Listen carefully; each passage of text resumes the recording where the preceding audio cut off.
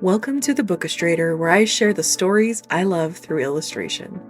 Today I'll be tackling my very first film on the channel. It's also the first animated movie I'm making a video for. Kpop Demon Hunters just celebrated its first anniversary last month, and I really wanted to pay homage to such a landmark movie and cultural phenomenon. This movie, produced by Netflix and made by Sony Animation Studios, is filled to the brim with fight scenes, incredible music, modern Korean culture, demons, and a rival boy band. I won't be sharing spoilers in this video, so if you haven't seen it yet, don't worry.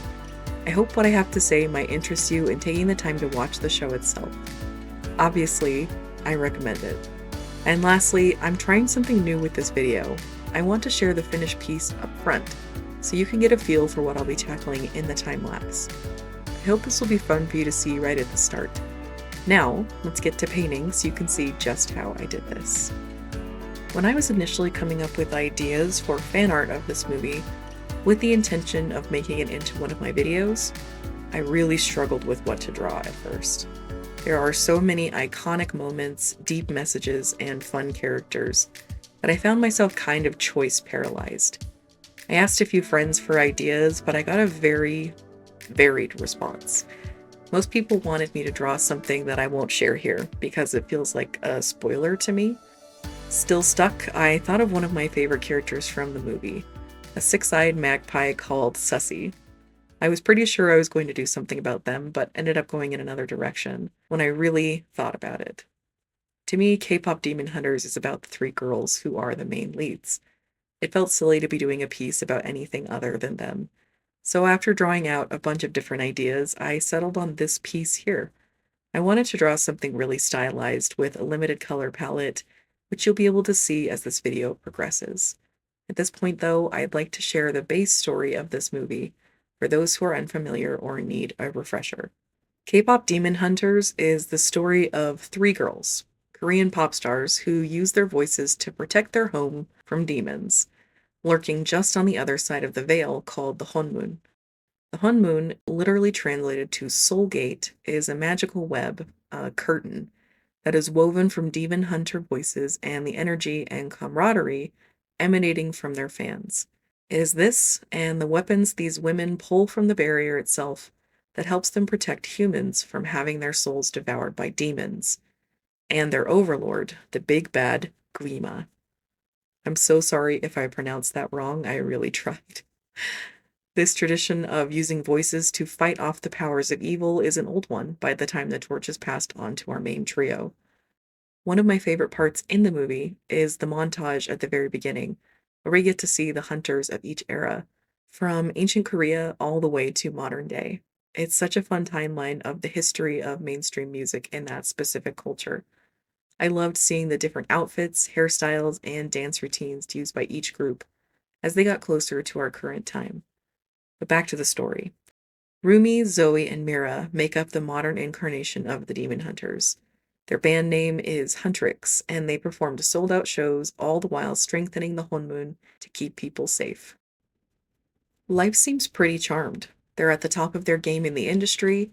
They just released a new mega hit single called Golden, and for the first time, it's looking like their voices and the love of their fans is going to be enough to make the Honmun pure gold, a phenomenon that will keep the demons trapped permanently. But then, a new K-pop group appears on the scene, and with their catchy song Soda Pop, hearts are beginning to turn more towards these newcomers, and the Honmun is starting to fray. But not only do they have new enemies, our main trio has its own cracks and secrets. Rumi, the lead singer, has been hiding something from her teammates. We find out very early on in the show, during their song Golden, that Rumi herself is half demon. She's been hiding her patterns, purple lines along her body that mark her as a demon, for years. It's her goal to finally seal the Honmun and be free of her cursed heritage, and the marks on her skin that she can't hide. In the center of my illustration on screen is Rumi, confident and looking forward with a steady gaze. I really wanted each of these girls' expressions to signify their personalities, and was so delighted when I showed my littlest sister and she got it immediately. Rumi is my favorite of the trio, but that's probably mostly due to the movie focusing on her storyline. If they do a sequel, I'd love to get more backstory and inner dialogue from the other girls as well. But maybe that still wouldn't change my mind. Rumi is tough and sweet and silly and cool, and she has the most stunning voice with EJ as her singer.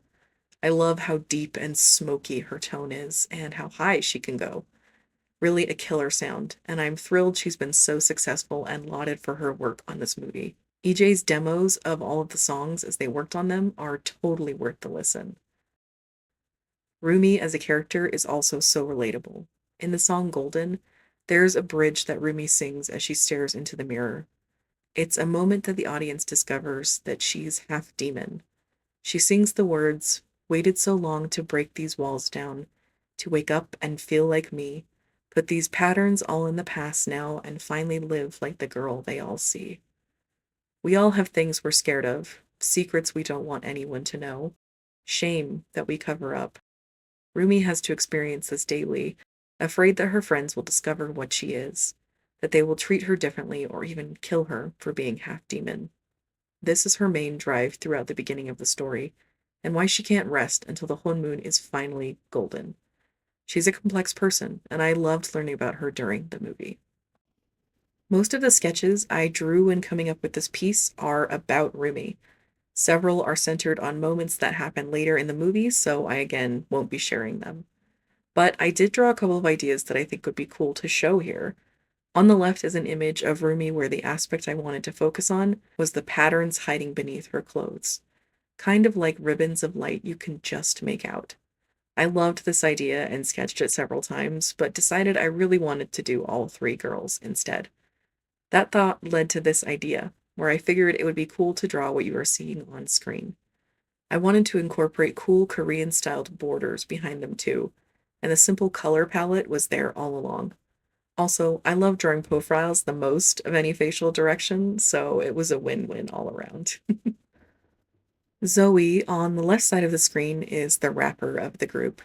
She's Korean American, and in their song Golden, we get this snapshot of her life as she sings, "I lived two lives, tried to play both sides, but I couldn't find my own place." I wish so badly that the movie had had the time to really flesh out this aspect of her character. Zoe is the bright and cheery one, and she's also the one who feels like a burden. She's loud and funny and smart. I love seeing her get swept up in the hype for the new boy band, their rivals, and especially when it came to how catchy their song Soda Pop is. For being the more comedic character, which I tend not to like in stories, I really enjoyed her. She wasn't ever too much for me. There is an art conference held every year since 2019 called Lightbox Expo, held in Pasadena, California, that I've been lucky enough to attend a few times. Last year, after the smashing success of KPDH, they invited the two directors and the producer to a panel to answer questions at the conference. I watched the video of it a few weeks ago, and I'll link it below for any of you who are curious to watch it as well. It was great. In that talk, one of the questions was centered around the rival K-pop boy group and their different hair colors. This brought up the question about why Zoe has black hair while the other girls have such bright and drastically different hair colors. The director, Maggie Kang, had a great reason for this that she shared. They decided to give her traditionally black hair because Zoe feels so conflicted in her own identity. She wants to feel Korean, so she doesn't dye her hair. This answer floored me and made me like Zoe as a character and her design a lot more. Lastly, we have Mira on the right. She is my 6-year-old niece's favorite because she has pink hair. Mira is the brooding, grumpy one, the one who can see when something is wrong, the one who fights hardest for what she believes in. She's rude and skilled and fun and tough. Like the other girls, she too has a line about herself in their song Golden that gives us a glimpse into her own personal life. In it, she sings, "Called a problem child 'cause I got too wild, but now that's how I'm getting paid. Gudopshi on stage." I'm really sorry if I pronounced that Korean word wrong. I did my best with help from my dad, who learned Korean in his early 20s. Thanks for the help, Dad. And I looked up the translation as well, and it apparently means eternally, which puts a whole new meaning on that line for me. like she doesn't want to be here or that she can never escape having to put up an act for people. That one word really adds a lot of depth that I hadn't noticed before. You sing these songs over and over for a year while you do the dishes, and yet they can still surprise you. Mira, like I said earlier, is the one who notices when things are wrong. She's so much more than the dance choreographer or the problem child she identifies herself to be. She's willing to bend with her friends' interests and relax when the time is right. Like Zoe, I wish the movie had had the time to tell us more about her own struggles and story. All three girls have more nuance and interest in them than I would have expected from a kids' movie about singers who fight demons through the power of friendship and music. I love the designs of all three girls. They are so iconic and fun. In that video I mentioned earlier with the panel of experts discussing KPDH, the directors said that the notes they kept giving the animators and artists was make them hotter. I love that they were so insistent on it, and it sure worked to heighten the popularity of the movie. I also have friends who are Asian and Asian American that really love seeing people that look like them being shown as attractive for what feels like the first time, especially in a mainstream, big budget American made film. That is a whole level to this movie, the representation, that I won't go into much as I can't really speak to it on a personal level. But boy, does it make me smile to know that people I care about feel seen in such an incredible way. Both of the directors of Kpop Demon Hunters mentioned that this was way past time for a story about Korean culture to exist on the main stage, and I heartily agree. I hope this opens the door for even more diverse and vibrant stories to be given the quality and big budget treatment, especially ones that are told from the people who live and are part of that culture. One of my favorite aspects of this movie was that our three leading characters were given the characteristics of girls. That might sound weird. Of course, they're girls, Amber, you might be saying. They are girls. But here's what I mean. Ruby, Mira, and Zoe are K-pop stars, right? They are glamorous and beautiful and have all the right outfits for every occasion. But they're also tough. They fight demons with literal weapons. They parkour through the city protecting people. They do their makeup and hair as they're falling from a downed airplane as they sing and fight monsters in the opening sequence. They are compassionate and love each other, their fans and their manager Bobby. And on top of all this, they are silly and gross and fun. The directors and animators and storyboard artists and producers and writers gave us such a gift with these three. They gave us nuanced characters that show the many sides of what it means to be a girl. We can be loud and brash, quiet and calm, loving and wrathful, proud and dominant, submissive and cowardly. There is no default. While I can't speak from personal experience about what it means to see someone powerful and beautiful who looks like you on screen, from a cultural and racial perspective, I can 100% say how hopeful and happy it made me feel as a girl to see three animated characters given such care and attention to their personalities and tastes, making them feel more like the real women and girls I see around me every day. Some might say that's silly, but I think it's incredible. I wasn't that long ago that women weren't even allowed to wear pants in the United States, where I live. And now we're getting shows where the girls on screen can be as complex as they are in real life. Every time the trio made one of their over-exaggerated goofy faces when they hyped each other up, or were furious that their snacking was yet again interrupted by needing to save people from demons, I felt my soul heal a little bit, as cheesy as it sounds. I'm so glad my nieces get to grow up in a world where a movie like this exists and is lauded for its characters and storytelling. Women are not a monolith. We can be messy and gorgeous and annoying too. That's what I want in my representation: variation and complexity. And now I'll carefully step off my soapbox so I don't trip and continue with my last thoughts. KPDH is a movie filled with heart, soul, and fun. It's about shame, identity, belonging, and community. It has insanely catchy and good music that I still listen to regularly a year later. You can feel the pride, blood, sweat, and tears that went into this show, and I'm just so proud of everyone who had a hand in making it. One of my favorite artists was the lead art director on the film, whose name is Helen Chen. I met her back in 2019 at that illustration convention I mentioned earlier, Lightbox Expo. I loved following along with the concept art she shared after the movie was released.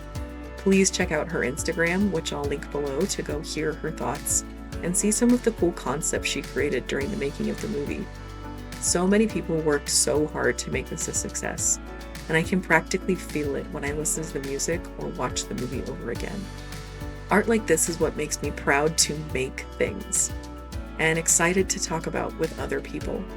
When it first came out, I remember waiting a few weeks to see it because I was busy. But once I finally did, I was blown away. I reached out to a bunch of my college friends, all illustration majors, to talk about the different aspects of the story and what we liked in the movie, or moments we would change because that's just how we are. We all got so nerdy talking about technique and visual storytelling and color schemes. I loved that a movie about girl power in its varied forms also got me to reconnect with my own friends who are girls. It was such a fun time last year seeing the hype just build and build until it's become this massive icon of a movie. I'm so happy to be sharing my perspective of Kpop Demon Hunters, both vocally and visually. And now, let's take a look at the finished pieces.